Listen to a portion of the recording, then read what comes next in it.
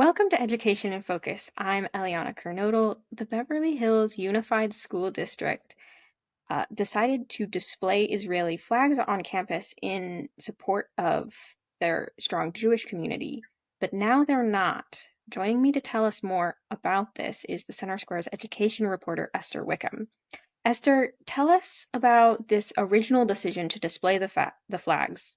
Yeah, thanks, Eliana. So, as you said, the Beverly Hills Unified School District voted last week to display Israeli flags on all its campuses and district facilities.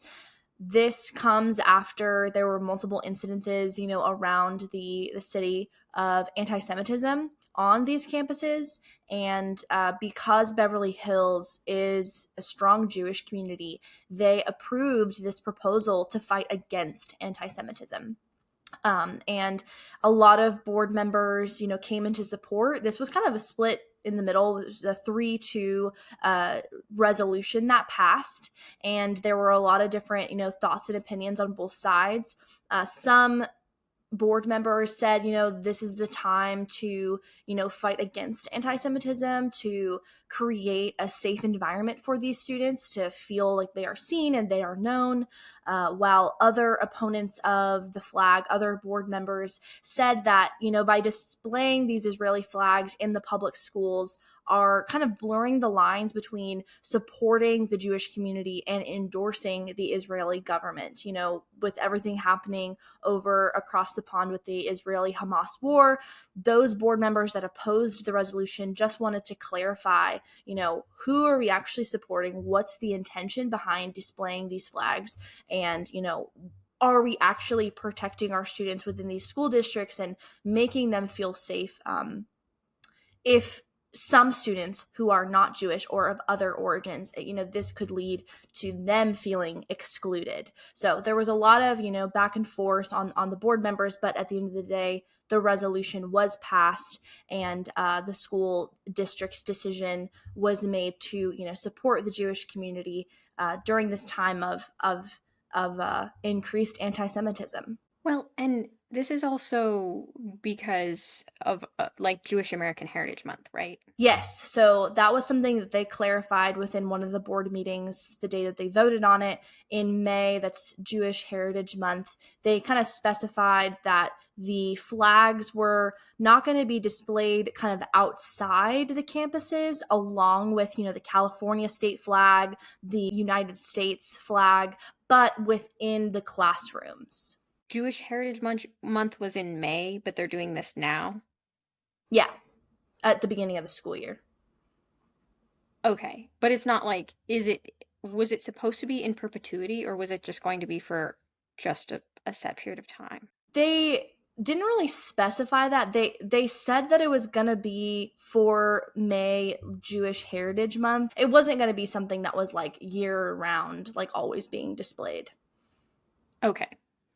Well, as I mentioned at the beginning, they're no longer doing this. Can you tell us why that happened and sort of how that played out? Yeah, so after this resolution was passed, everything seemed fine, leading up into the new school year.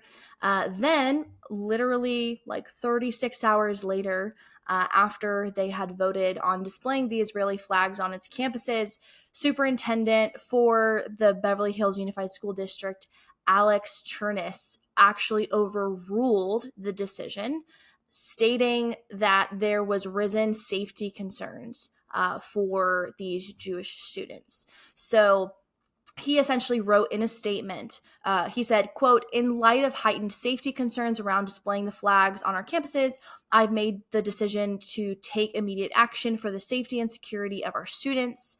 And until further notice, no flags will be displayed on campus other than the flags of the United States of America and the flag of the state of California." And so that was his one, argument, saying this is a safety concern for our students. We want to make sure that they are not, targeted or pointed at by displaying these flags. But he also stated the California School Boards Association policy, which states that when an action is necessary to avoid the risk or security of students, staff, or other, parts of district property, the superintendent basically has full authority to act on behalf of the district in a manner that is consistent with law and policies.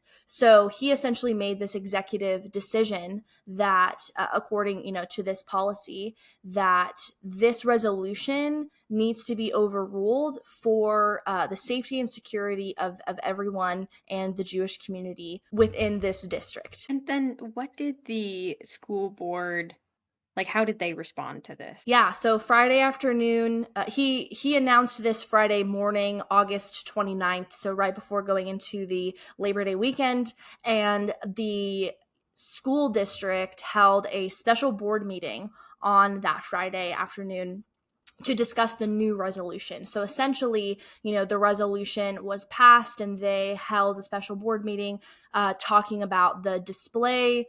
It was called the Display and Flying of Flags on District Property Policy. And essentially during this board meeting, I believe two of them were unable to make it. They joined on Zoom because, again, it was a special board meeting. It was not on the agenda originally. And in this board meeting, these members revised and edited the new resolutions in light of the superintendent's decision. And so the new statement, it took them about an hour and a half, to revise and edit and change the wording to be really specific. Whereas the Beverly Hills Unified School District and its governing board of education seeks to maintain a consistent and neutral standard for the flying and display of flags across all district properties, facilities, and campuses by the district. And so in part, this new decision authorized that only the U.S. flag and California flags, and I guess they said other respective Beverly Hills school flags, will also be displayed, but nothing pertaining to other specific countries or other specific, flags like the Israeli flag. And on top of that, in the board meeting, one of the board members stressed, at the end of the day, the Beverly Hills Unified School District should remain neutral. They should remain, neutral in their thought process, in how they, comment on subject matters. Of course, they want to support vulnerable communities. The board members can't be partisan to them. And this is, something that he had to say during the meeting. We're failing across the board in sports, in arts, in construction, in infrastructure, in everything. And we are systematically going one by one through those things to try and make them better. We're not here to take a side. Trying to make things more neutral isn't about hating another side. I've been dealing with that on so many other topics, going, if you don't think like me, then you're against me. Not at all.